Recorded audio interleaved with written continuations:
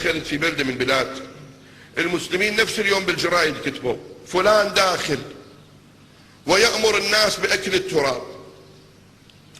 نفس الليلة صعدت المنبر قلت عمي الله يهديكم، أنا وين قلت أكل التراب؟ التراب أكله حرام.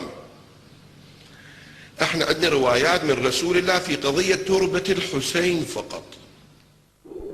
أما هل يجوز أن يأكل الإنسان شيئا من تراب الإمام؟ نعم مستحب، هل يستحب وشفاء للمرضى. إذا عندك تربة حسينية أصلية ماخذينها من نفس القرن، هذا شفاء لجميع الأمراض. وكم من قصص من العلماء والمراجع السابعين في مسألة شفاء الناس ببركة تربة الإمام الحسين، بس بحاجة إلى العقيدة.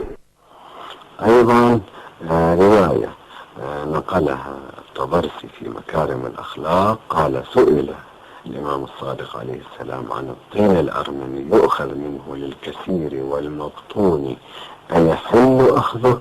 قال لا بأس به، أما إنه من طين قبر ذي القرنين.